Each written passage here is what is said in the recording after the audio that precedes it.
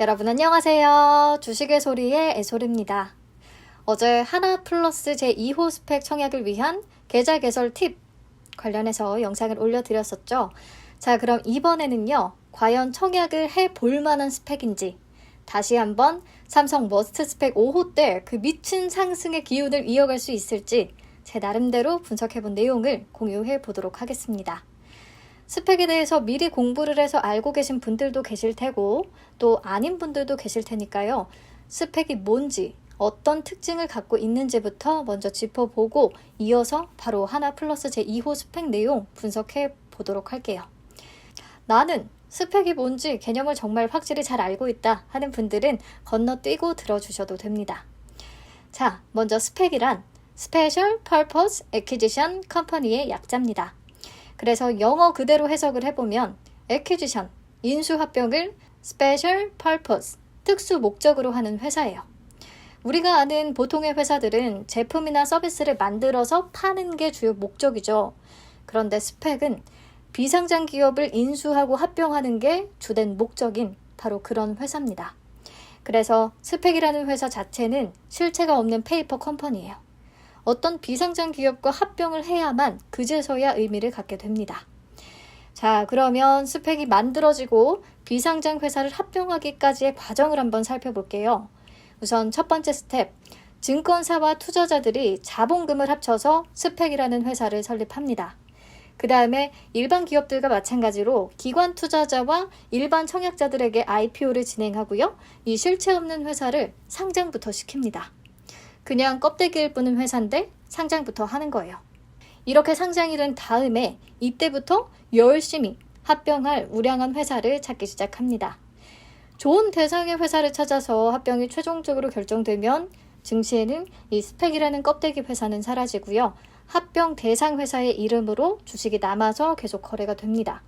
반대로 합병 대상을 찾지 못하면 스펙은 사라져요. 상장 폐지. 그런데 여기서 합병 대상을 마냥 찾게끔 시간을 주는 게 아니고요. 기간이 딱 정해져 있습니다. 3년 안에 합병을 꼭 성사시켜라. 스펙이 상장된 날로부터 36개월, 3년 안에 합병을 결정해야 하는데요. 더 정확히는 2년 6개월 안에 합병 대상을 찾아야 합니다. 상장 후에 30개월까지 합병을 위한 상장 예비심사 청구서를 제출하지 못하면 관리 종목으로 지정이 되고요. 이후 한 달 내에 해당 사유를 해소하지 못하면 상장 폐지 기준이 되거든요. 자, 여기까지 정리를 해보면 스펙을 만들어서 공모를 통해 투자 자금을 받고 미리 상장을 시키고 3년이라는 시간 안에 합병 대상을 찾지 못하면 상장 폐지가 된다. 와, 그러면 혹시 상장 폐지되면 내가 투자한 자금은 다 날리게 되는 거냐? 아니에요. 원금에 무려 소정의 이자까지 붙여서 돌려줍니다. 안전하죠? 자, 그래서 우리 일반 청약자들 입장에서 스펙주의 장단점을 한번 다시 정리를 해볼게요. 우리는 앞에서 봤듯이 일반 기업 IPO와 마찬가지로 스펙의 IPO 청약에 참여를 하게 되는 거죠. 그런데 여기서 공모 청약을 할 때 조금 차이점은 모든 스펙의 공모가는 2,000원으로 동일해요. 쌉니다. 그리고 증거금률이 50%가 아니라 100%예요. 100주를 청약하려면 2,000원 곱하기 100 해서 20만 원이 다 필요한 거죠. 이렇게 공모가도 싸고요. 그리고 경쟁률도 상대적으로 일반 기업 IPO보다 낮은 편입니다.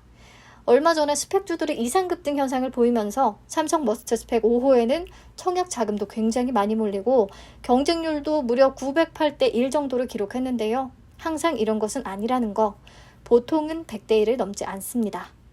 그래서 종합적으로 볼 때 일반 기업의 IPO보다는 접근이 쉽다는 장점이 있고요.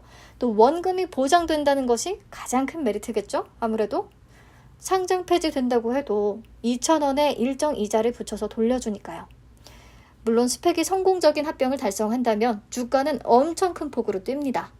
그러니까 원금은 보장되면서 주가 상승에 대한 가능성은 무한대로 열려있는 종목이다 라고 볼 수 있겠죠. 하지만 당연히 공모를 통해서 배정받은 게 아니라 시장에서 스펙주를 매수했다면 손실 가능성이 있습니다. 4,000원에 매수했다면 상장 폐지되는 경우에 2,000원까지만 보장을 받는 거고요. 나머지 금액에 대해서는 본인이 책임을 져야 합니다. 그리고 기회비용이 조금 크다고 볼 수 있는데요. 이상 급등 현상을 제외하면 사실 스펙주들은 합병 소식이 들려와야만 주가가 반응을 합니다. 합병을 하지 못하면 그냥 빈 껍데기일 뿐이라고 했잖아요. 그래서 스펙주에 투자를 하면요. 합병 대상을 찾았다는 소식이 들려올 때까지 정말 무한 기다림의 시간이 계속되겠죠. 그게 1년이 될 수도 있고 2년이 될 수도 있고 2년 6개월이 될 수도 있는 거예요. 전혀 미리 예측할 수 없는 부분이죠. 이렇게 한참을 기다려서 합병 소식이 들려오면 그나마 다행인데 그렇지 않고 3년 뒤에 강제로 해산해야 한다면 이 오랜 기다림 끝에 내가 받을 수 있는 돈은 고작 원금의 이자 조금이 되는 겁니다. 그냥 은행 예금에 넣어둔만 못하는 거죠. 그래서 스펙주 투자를 할 때는 이런 최악의 시나리오까지도 염두에 두고 판단을 하셔야 합니다. 자, 그럼 스펙주는 공모주로 접근을 해야 투자 원금을 다 보장받을 수 있는 거고요. 공모로 배정을 받은 뒤에 합병 소식이 들려온다면 그게 가장 베스트 케이스겠죠. 그렇다면 그나마 합병 성공률이 높은 스펙을 어떻게 골라낼 수 있을까? 이건 해당 스펙과 관련한 이력들, 그러니까 스펙의 스펙들을 확인해 보는 수밖에 없어요. 먼저 발기인의 역량이 가장 중요한데요. 발기인은 스펙의 설립부터 합병 대상 회사의 물세까지 이 실무적인 부분에 모두 가장 적극적으로 참여하거든요. 스펙의 성공 여부는 발기인의 스펙에 달려있다고 해도 과언이 아닙니다. 자, 그리고 같은 맥락에서 임원진들의 M&A나 IPO 경력을 확인하는 것도 좋겠고요. 또 주간 증권사의 합병 성공 사례를 미리 좀 파악해 보는 것도 좋습니다. 자, 그러면 하나플러스 제2호 스펙의 발기인, 임원진, 주간 증권사의 스펙을 한번 파헤쳐 보도록 하죠. 그러면 그래도 성공 가능성이 있는지 감은 잡을 수 있으니까요. 먼저 대표 발기인으로는 SV 인베스트먼트와 SV 파트너스가 참여했는데요. SV 인베스트먼트의 대표적인 이력들이 궁금합니다. 하나하나 검색해서 찾아보기는 했는데 제가 빠뜨린 부분이 있을 수도 있거든요. 그렇다면 여러분들이 추가해 주시면 감사하겠습니다. 우선 제가 찾은 범위 내에서는 SV 인베스트먼트가 발기인으로 참여한 스펙은 총 9개예요. 하나플러스 제2호 스펙까지 포함을 해서요.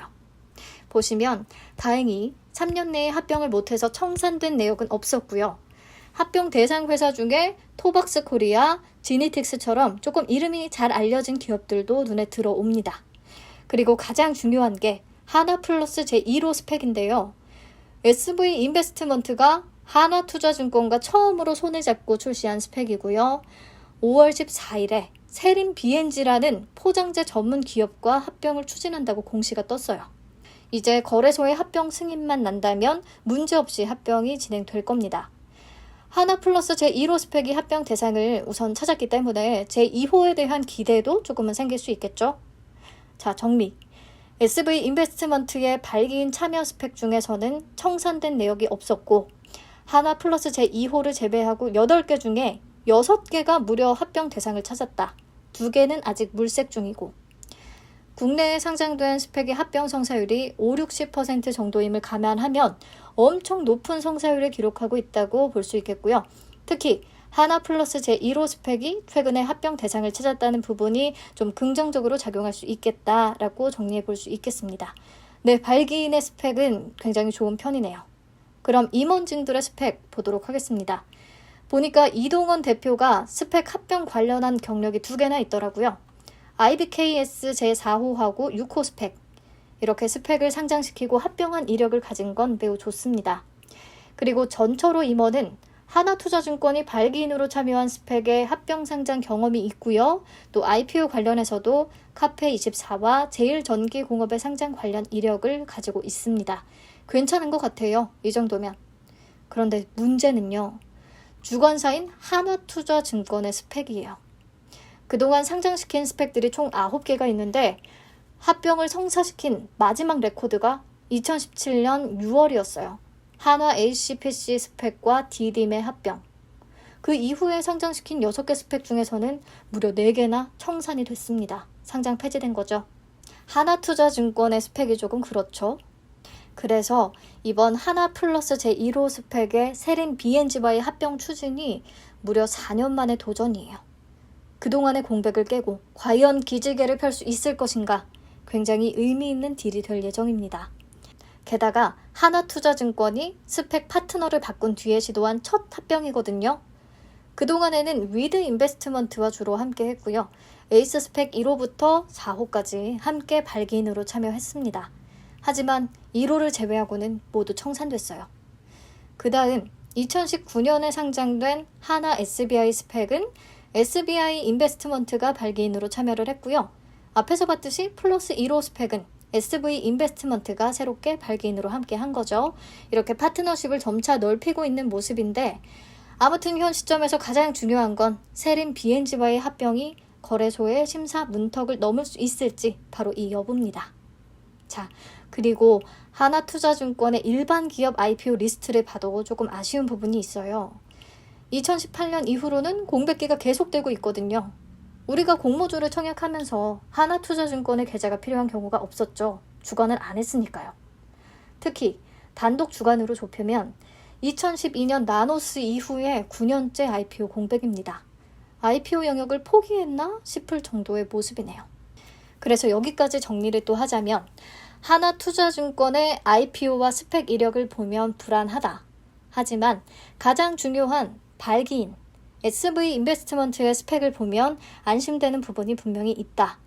특히 그동안 스펙 부진을 딛고 하나투자증권이 SV 인베스트먼트와 함께 선보인 첫 번째 스펙, 하나플러스 제1호 스펙이 합병 대상을 우선 찾기는 찾았기 때문에 2호에 대한 기대감도 커질 수 있겠다. 네, 저는 객관적으로만 정리해 드리도록 하겠습니다. 그러면 이쯤에서 최근 스펙주들의 흐름이 궁금해지죠? 어떤 분이 증시에 상장된 스펙 종목들을 다 찾아보고 싶은데 어떻게 하면 볼 수 있냐고 질문을 주셨거든요. 증권사마다 섹터주 찾는 화면에서 섹터명에 기업 인수 목적 회사나 스펙이라고 검색을 하시면 찾아볼 수 있습니다. 네, 보니까 MP와의 합병을 앞두고 있는 삼성 스펙 2호를 제외하고는요. 확실히 열기가 확 꺾인 모습이더라고요. 삼성 머스트 스펙 5호도 4연상을 찍은 뒤로는 완전히 흘러내렸고요. 하지만 삼성 머스트 스펙 5호의 성과를 기억하는 투자자들이 하나플러스 제2호 스펙 상장이라도 달려들 가능성이 조금 있다고 봅니다. 특히 스펙주들은 규모가 작고 또 유통 주식수도 비교적 적은 편이라서 마음먹으면 주가 올리기가 굉장히 쉽잖아요. 그래서 세력들이 붙기에 좋은 종목인 것 같아요. 제가 희망 회로를 돌린다기보다는 어느 정도 현실적인 이런 가능성도 생각하고 있어야 될 것 같아요. 네, 그럼 스펙 자체에 대한 분석은 어느 정도 해봤으니까요. 이제 공모 내용 살펴보고 청약 한도와 배정 물량을 확인하면서 마치도록 하겠습니다. 총 375만 주를 공모하고요. 공모가액은 2,000원. 그래서 총 공모 금액은 75억 원이 됩니다. 일반 청약자 물량은 25% 기준으로 93만 7,500주예요. 청약은 26일부터 27일까지 진행되고요. 환불은 29일에 되고 상장일은 아직 미정이에요. 균등 배정 방식은 50% 고정일 것 같기는 한데 확인이 필요합니다. 아직 홈페이지에는 공모 관련 안내문이 안 올라왔더라고요. 네, 그래서 우선 일반 공모 배정 내역 보시면 우리 사주 조합분이 없잖아요. 스펙주는 모두 마찬가지예요. 직원들이 없으니까. 그렇다면 어떤 경우에 일반 청약자 물량이 30%까지 늘어날까요? 그냥 스펙 마음인 것 같기는 한데 수용 예측 결과에 따라서 5% 추가 배정 여부는 확정이 될 것 같습니다. 수용 예측 결과가 나오면 다시 한번 확인하도록 할게요. 자, 다음으로 유통 가능 주식수 보시면 상장 예정 주식수는 416만 주인데 이 중에 공모 주식수가 전부 375만 주 전부가 상장 직후에 유통 가능합니다.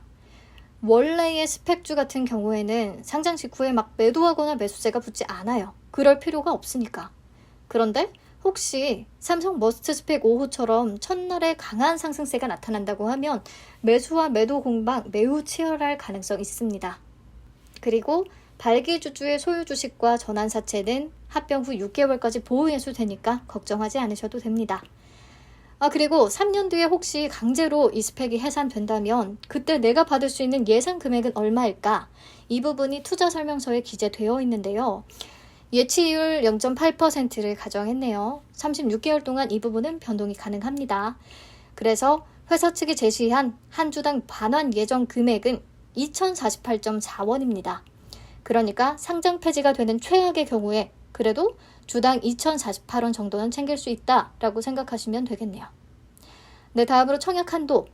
고객 등급에 우대가 없더라고요. 다 동일하게 9만 주까지 청약이 가능합니다. 그렇다면 최대 청약 증거금은 2,000원 곱하기 9만 주에서 1억 8천만 원이 되겠죠? 청약 증거금 100% 필요하다는 거 꼭 기억하세요. 그리고 하나투자증권은 온라인으로 청약을 해도 수수료 1,000원이 부과됩니다. 고객센터에다가 문의를 해보니까 선불이라고 해요. 청약 증거금에 수수료까지 더해서 이체를 하셔야겠네요. 계좌는 7월 23일까지 만드셔야 청약이 가능하고요. 오프라인 청약은 3개월 예탁자산 평균이 3천만 원 이상인 분들만 가능하다고 합니다.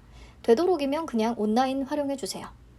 최소 청약 수량은 10주고요. 균등만 하실 분들은 2만 원 준비하시면 되겠습니다. 청약 건수는 사실 예측 정확도가 많이 떨어질 것 같기는 한데 삼성 머스트 스펙 5호의 청약 건수는 9만 2천 건을 넘었었고 이때는 조금 특수한 케이스였던 것 같기는 하고요. 이번에 그 정도로 몰릴지는 모르겠어요.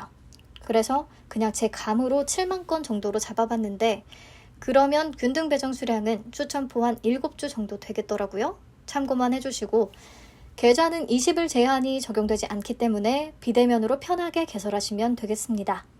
비대면 제한이 없기 때문에 생각보다 청약 건수가 많을 수도 있겠네요.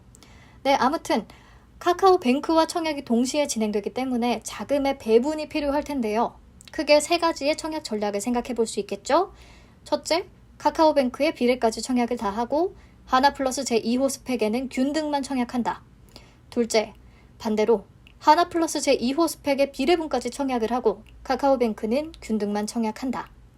셋째, 비례자금을 일정 비율로 배분을 해서 5대5, 4대6 이런 식으로 나누어서 두 종목 모두 비례분까지 청약한다. 여러분, 균등 청약과 비례 청약을 따로따로 진행하시는 게 아니고요. 10주만이라도 내가 청약을 했다고 하면 자동적으로 균등과 비례 동시에 청약을 하신 겁니다. 하지만 10주만 청약을 하면 경쟁률에 따라서 비례 배정은 받을 확률이 거의 없기 때문에 제가 균등 청약이라고 편히 얘기를 하는 거예요. 네, 아무튼 청약 전략은 여러분들이 선택해서 청약을 해주시면 되겠습니다.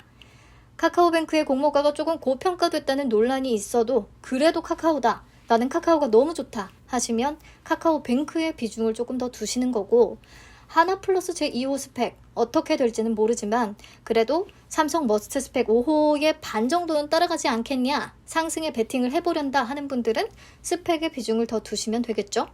네, 어떤 판단을 하든 좋은 결과가 있기를 바라면서 수요 예측 결과가 나오면 다시 한번 정리를 해드릴 거고요. 카카오뱅크도 다시 내용 살펴보도록 하겠습니다. 시청해주셔서 감사합니다. 많이 웃는 하루 되세요. 덥다고 너무 찡그리지 마시고요.